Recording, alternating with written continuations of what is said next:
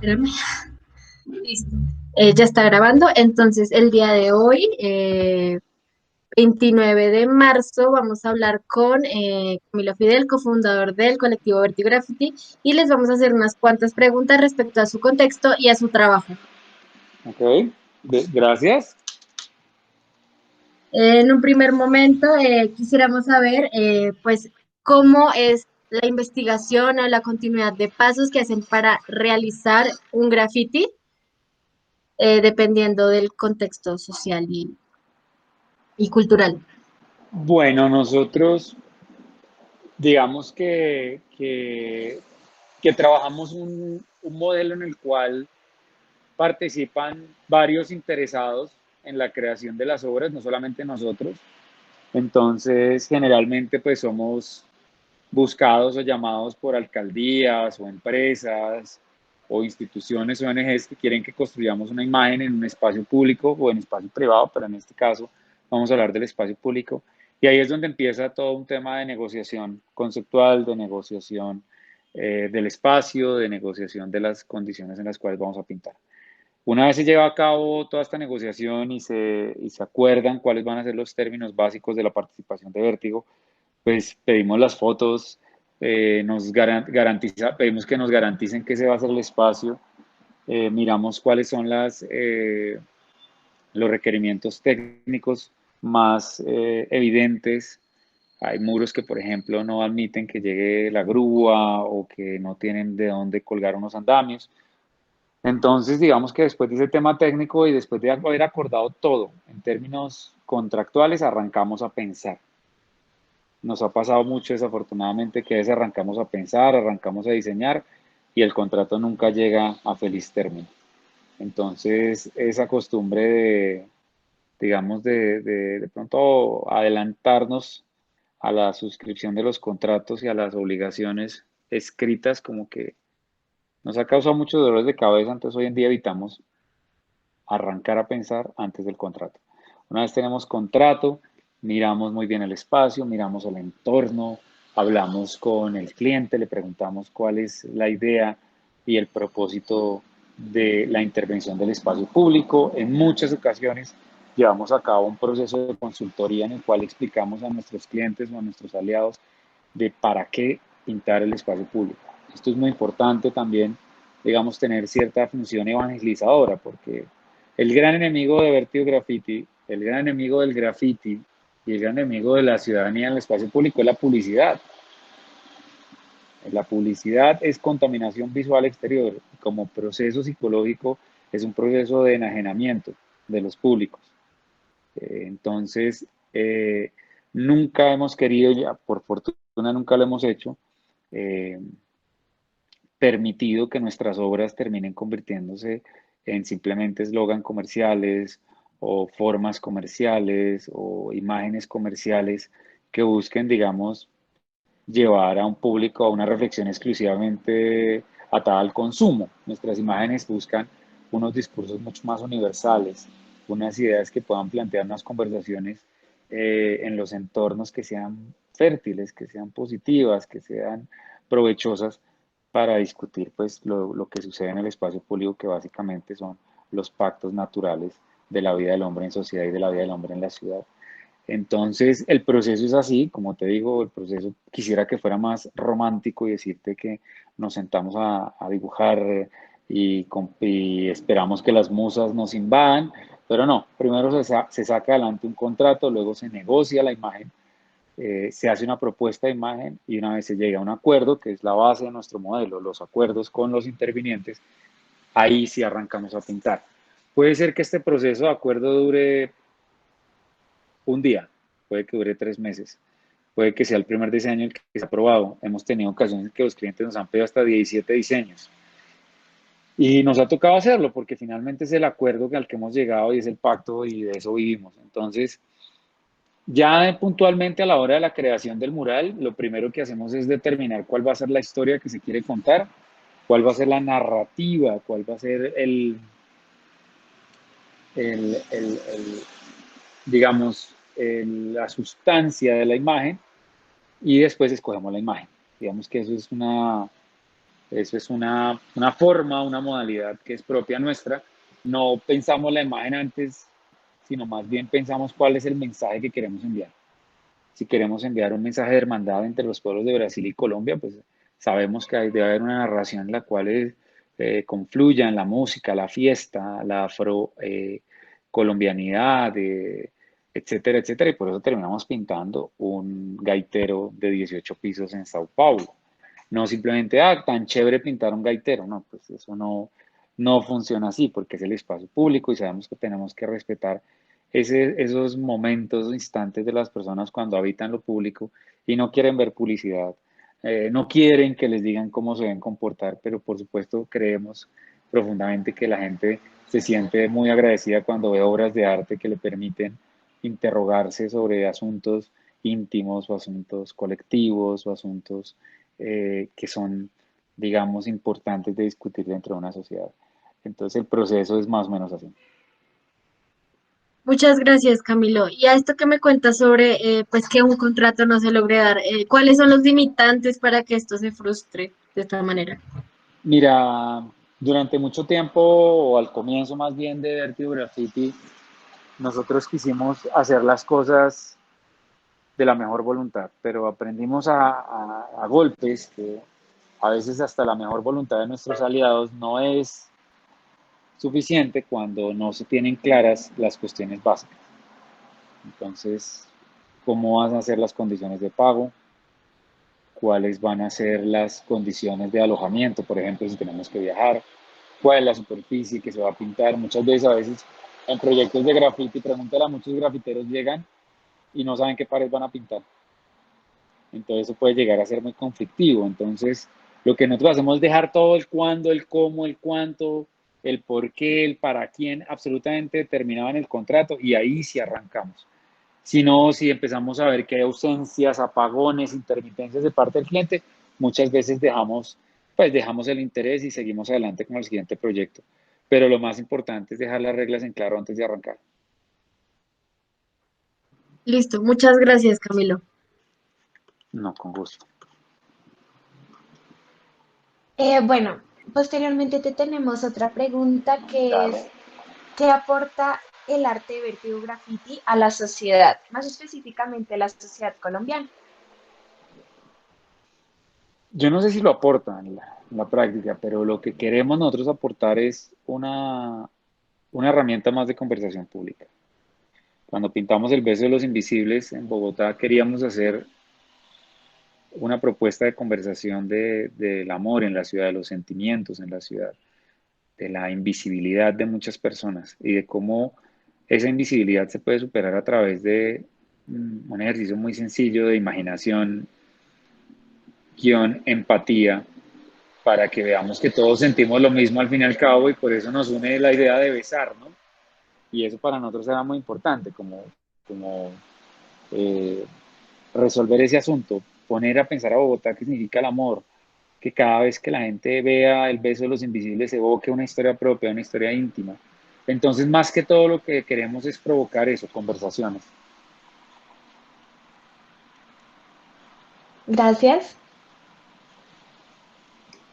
Listo, entonces vamos con otra pregunta. Bueno, Camilo, pues hemos visto que el Big Graffiti ha realizado obras con multiplicidad de contextos y pues nos gustaría saber cuál es el objetivo como tal del colectivo de Vertigo Graffiti.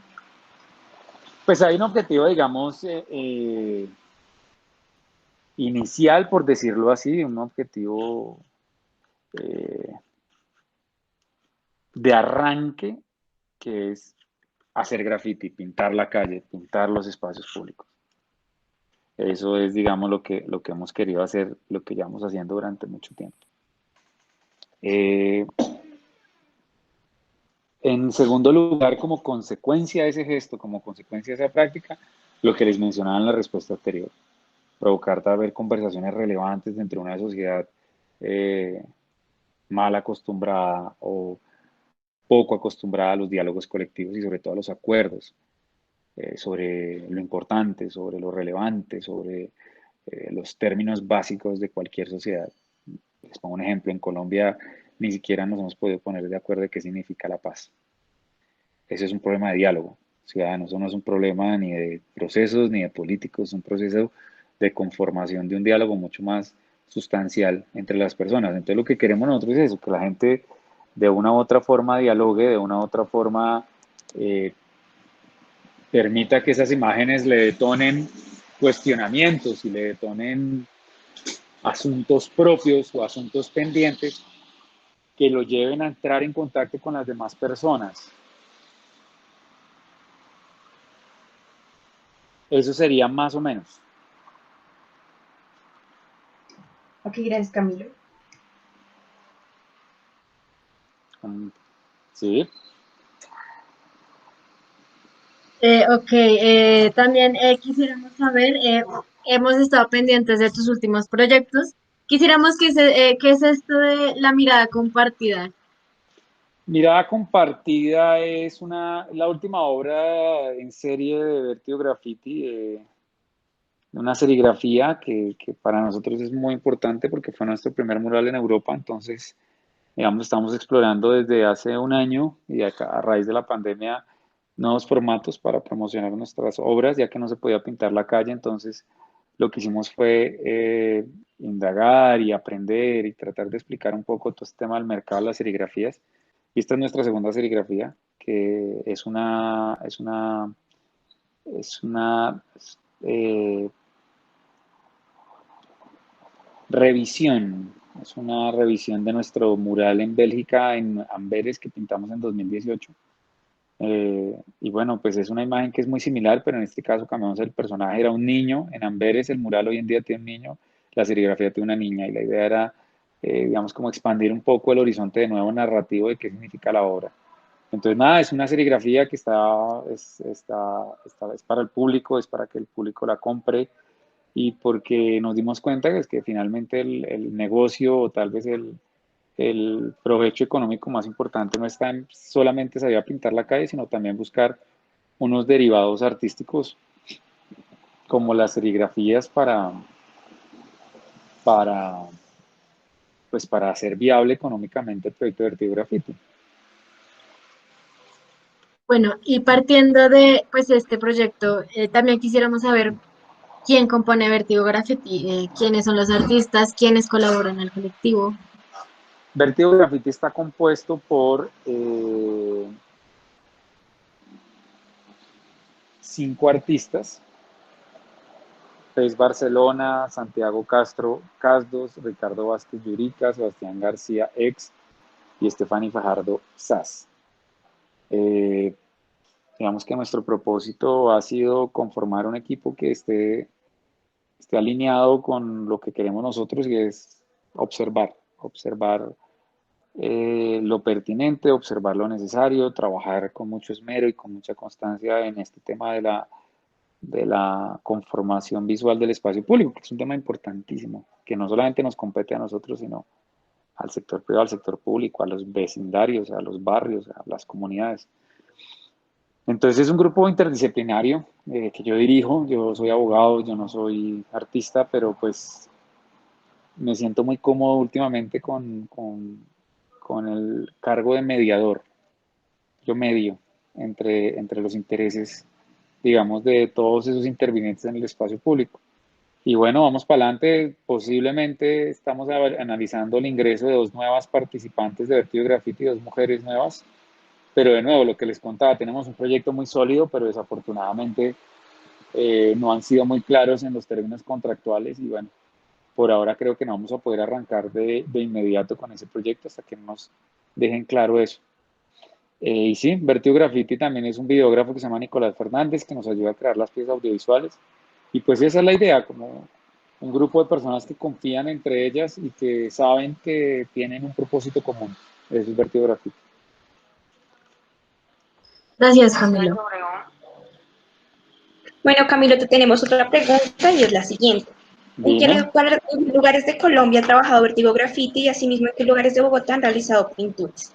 Uf, bueno, lugares de Colombia que hemos trabajado. Empecemos por el sur. Pasto, Buga, Quibdó, Bogotá, Tenjo, Cúcuta, Medellín, Cali, Riohacha, Santa Marta, Cartagena. Ahorita en la vía Cartagena, Barranquilla también. Pucha, ¿dónde más?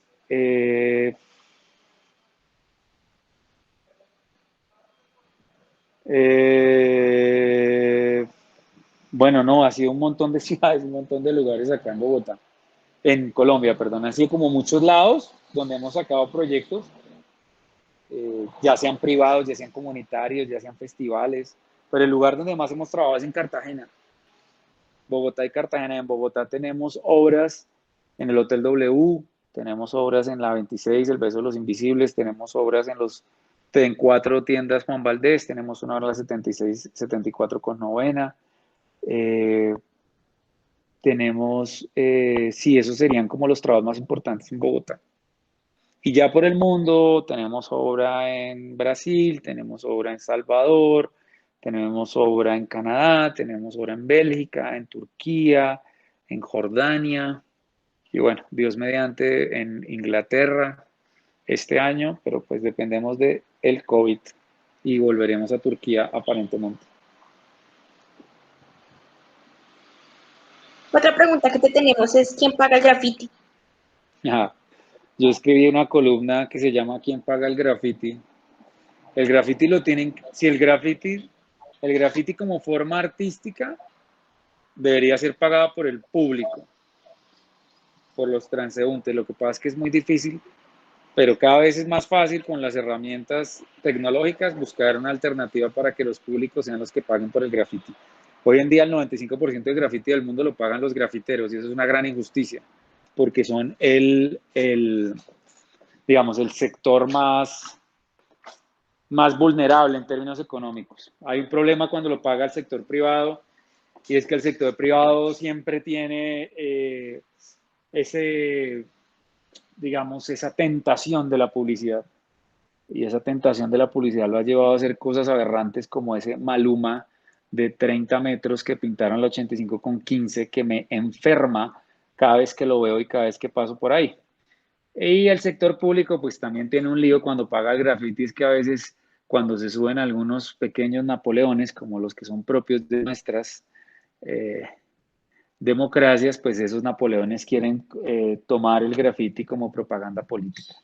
Entonces, para mí la mejor forma de regular el mercado del graffiti, que es mi nueva tesis del espacio público como un lugar donde se puede llevar a cabo un mercado de intercambio satisfactorio para las partes, lo mejor es que el público sea el que pague, así como ustedes pagan para el cine, así como pagan para el circo, así como pagan para el ballet, para la ópera, pues que paguen por el graffiti, pero directamente los públicos al artista.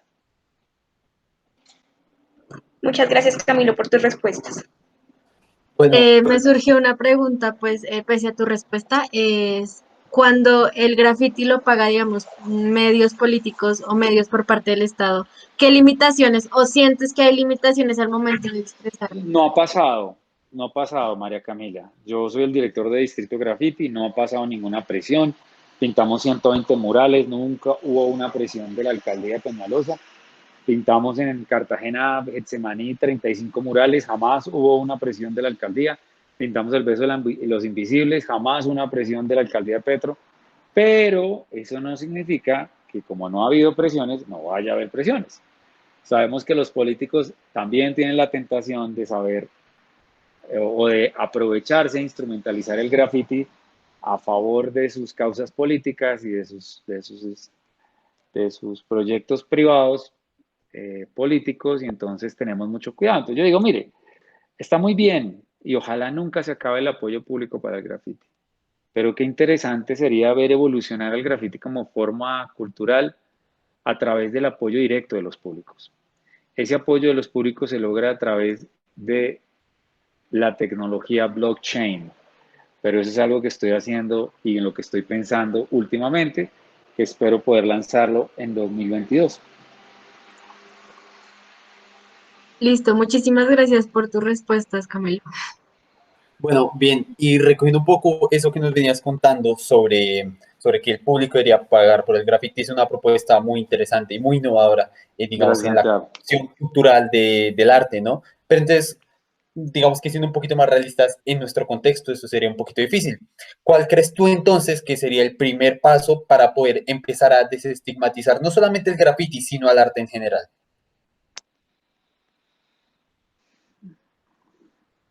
Pues yo creo que el primer paso es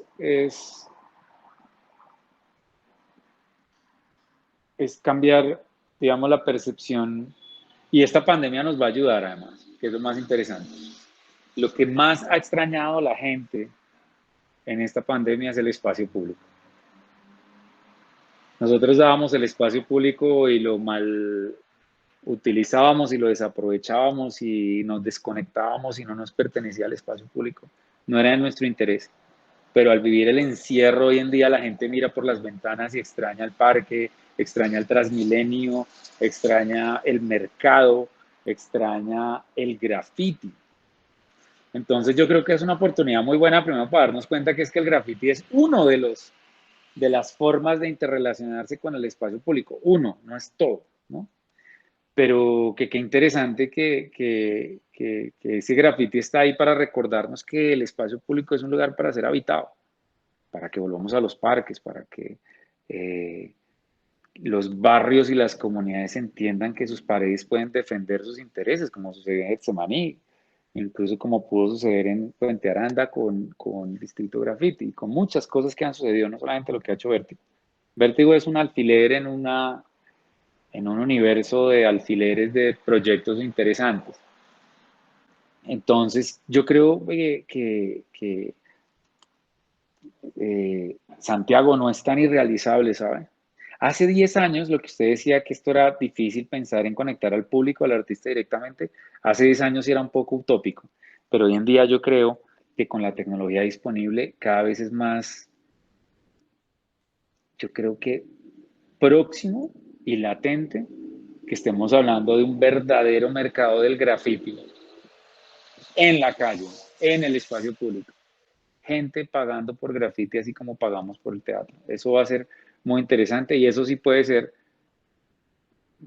un cambio de reglas sustancial, sustancial. Yo creo en el mercado, creo en la competencia, yo no creo en las economías centralizadas. Eso tiene arruinado a América Latina, esas locuras socialistas. Yo creo que las personas pueden llegar a acuerdos, pueden encontrar el mejor valor de las cosas a través de los intercambios. Lo creo sustancialmente y creo que el graffiti puede cambiar y puede girar 180 grados hacia una práctica sostenible, valiosa, consensuada, legítima y que pueda ayudar a cambiar esa estigmatización. Lo que no significa, Santiago, que todo lo que sucede en la calle, es decir, el taco, la intervención espontánea o el simple juego egoísta de pintar la calle, vaya a desaparecer. Yo no estoy hablando de eso en el mercado que estoy proponiendo, simplemente estoy hablando de un pequeño rincón en ese universo del graffiti que puede llegar a ser o a convertirse en una economía o un mercado, Santiago. Entonces, el graffiti va a seguir avanzando. El graffiti de protesta, el graffiti de la discusión pública va a seguir avanzando, pero digamos, lo que queremos en Vertigo Graffiti es pensar en un modelo que se vuelva más equitativo, porque no es justo, uno, que los artistas paguen, dos, que no sean compensados. Y este es un error que, por ejemplo, estoy tratando como de subsanar y enmendar, porque muchas veces en nuestros eventos no podemos pagar lo suficiente a los artistas. Entonces, en los festivales, digo, no al equipo de Vertigo Graffiti. Entonces, bueno, pues habrá que esperar a ver y ponerle la esperanza a Santiago si la tecnología y la confianza pública nos permiten que podamos sacar adelante estos proyectos. Bien, muchísimas gracias. Y bueno, tomando un poco esto que nos dices nuevamente sobre el mercado del arte y la transformación del arte en América Latina, ya un poco a manera de conclusión, tú como fundador, digamos que como mediador importante de Vertigo Graffiti, ¿hacia dónde quieres llevarlo? No solamente como empresa, sino como colectivo. ¿Cuál es el punto al que quieres llevar ahí? Esta es una pregunta muy fuerte, Sergio, Santiago, porque es una pregunta que no controlo. Yo creía controlarla cuando empezamos con Vertigo Graffiti y creía saber cómo iba a ser nuestro futuro, pero hoy en día no sé qué va a pasar. ¿Qué es lo que debe pasar? que nosotros sigamos continuando con nuestro oficio, con nuestro quehacer, con nuestra carrera, cada uno en su rol, como artista, como mediador, como fotógrafo. Digamos que eso es lo que queremos seguir haciendo. En el arte lo más importante es que uno pueda seguir teniendo las condiciones para hacer posible, digamos, ese oficio. Es muy importante, digamos que esa es la gran ambición y el gran reto de poder continuar haciéndolo. Es que imagínense, la pandemia nos propuso muchos retos que hubieran podido también significar el fin de Vertigo Graffiti. Pero por fortuna los clientes nos siguieron llamando, por fortuna pudimos venderle a un público directamente las obras de Vértigo. Entonces ahí está Santiago, digamos que a nosotros nos salvó nuestro público, a nosotros nos salvó la institución, a nosotros nos salvó el sector privado, a nosotros nos salvó el público. Y eso me llevó a pensar que esto tiene que ser directamente financiado en su gran mayoría por un público que transita las calles y que les gusta. Piensen ustedes cuál es su graffiti favorito. Y piensen ustedes cuántas veces no han dicho, hombre, tan bueno que apoyar a este o a esta artista en lo que está haciendo. Entonces, pues yo creo que sí es el futuro, Santiago, poder seguir haciendo las cosas, pero ojalá de una forma más estable, aunque eso es ya pedir demasiado. Vale, muchísimas gracias por tu respuesta. Y Pencita tiene una última pregunta. Ay, gracias, Adelante. Santi. Bueno, Camilo, lo que pasa es que tú ahorita nos estabas comentando que el graffiti ha avanzado, ¿cierto? Ha avanzado en la sociedad, ha avanzado en Bogotá, ha avanzado en Colombia. Pero pues tú crees que tenga algo que ver la muerte de Juan Felipe Becerra con Diego respecto Felipe. a... Ay, Diego Felipe, perdón. Con respecto a este avance. Tristemente, la muerte de Diego Felipe significó la transformación absoluta de la política, absoluta o la transformación en términos absolutos de la regulación bogotana sobre el grafiti, que desencadenó la regulación en Medellín, que desencadena la regulación en Pereira, que desencadena la regulación en Cartagena. Digamos que jamás podría decirse que una tragedia como la de Diego Felipe y su familia, pues tienen algo positivo. Por supuesto que no, pero digamos, las consecuencias de lo que sucedió a raíz de ese acto de corrupción asesino de la Policía Nacional, que aún sigue en vísperas de dar resultados finales, pues eso conmovió a la sociedad y conmovió a la institución. Y conmovió a tal punto de cambiar toda una regulación, de hacer un diálogo entre las instituciones públicas sobre para qué el grafiti y sacar una regulación que yo creo que es vanguardista en el mundo. Tristemente es un personaje fundamental. Eh, Tristemente pues no va a poder presenciar lo que su muerte o incluso su vida desencadenó. Entonces, sí es vital. Desafortunadamente, como te digo, eso simplemente desenmascaró que hay una política de opresión de las Fuerzas Armadas y de las fuerzas policiales en el mundo contra los jóvenes. En Colombia, ayer mataron a una mujer en México, una mujer joven también. Entonces yo creo que lo que queda es, pues bueno, la muerte de Hugo Felipe transformó la percepción de para qué el grafiti y para qué los grafiteros. Y nos ayudó a abrir espacios como una ciudad grafiti. Sin Diego Felipe, pues eso no hubiera sido posible. Ah, listo, vale, muchas gracias. Es que eso también te quería comentar un poquito, porque Dime. ahorita por Titán Plaza cogieron y inauguraron como un museo de graffiti y ahí también Sí. pues le hacen, sí, le hacen como un homenaje a Juan Felipe y pues bueno, y a otros artistas. Entonces, pues ya que tú nos comentaste un poquito que de pronto uno, o sea, el graffiti podría ser considerado un negocio, entonces ¿tú qué opinas de que haya un museo al aire libre totalmente gratis? No lo conozco, tengo que mirar. No, pues me parece muy bien. Es que no tiene por qué dejar de ser gratuito y no tiene por qué dejar de, de ser un lugar en el cual concurran las personas libremente. Yo no les estoy diciendo que deberíamos poner una talenquera en Distrito Graffiti y cobrar 20.000 pesos por ir a ver grafitis. No, yo no estoy hablando de eso. Yo estoy hablando de que la persona libremente que visita estos espacios abiertos, gratuitos, democráticos, ve una obra y dice, oiga, me gusta lo que hace Santiago Castro. quiero apoyar a este tipo. Ponga su celular y tenga una alternativa confiable, auténtica, rápida y segura para pagarle. Eso es lo que yo quiero, un sistema de propinas a través, digamos, de blockchain y todo este cuento de autenticación. Pero no se trata de volver esto un comercio, volverlo un parque temático. No se trata de volver un parque temático el graffiti. Se trata de volver a recuperar, o más bien de configurar una relación económica entre un público y un artista, no más.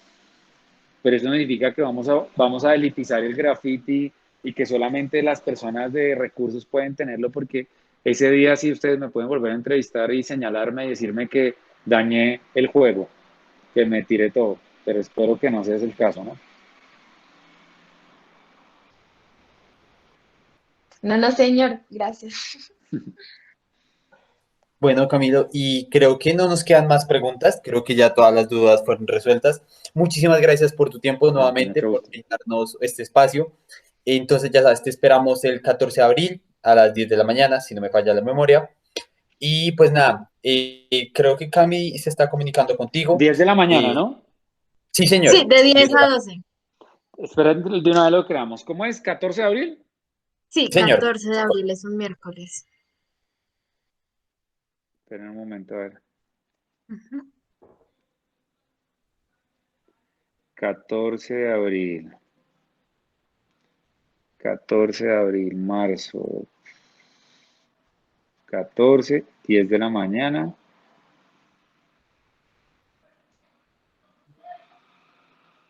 Sí. Listo, y la idea es que ese 14 hagamos un conversatorio con un auditorio virtual, ¿no? Y se será junto a todos los otros colectivos que están trabajando, nuestros compañeros de clase, y pues poder realizar una charla bastante interesante sobre todo esto de la paz y sobre el problema del conflicto nuevamente dentro de Colombia y cómo lo ven distintas comunidades, ¿no? Van a participar colectivos ¿Cómo es, feministas, van a participar cómo es que se colectivos llama la universidad de ustedes? de la Santo Tomás. Universidad La Santo Tomás. Listo, perfecto. Muchas gracias a ti por darnos tu tiempo y por la disponibilidad pues, que nos vas a dar ese miércoles. Igual. Bueno, no, con mucho gusto. Nos vemos entonces el 13. Muchas gracias por la invitación, muchachos. No, a ti muchísimas gracias por tu tiempo Muchísimas nuevamente. gracias, en serio. Muy bien, Camilo. Muchas gracias.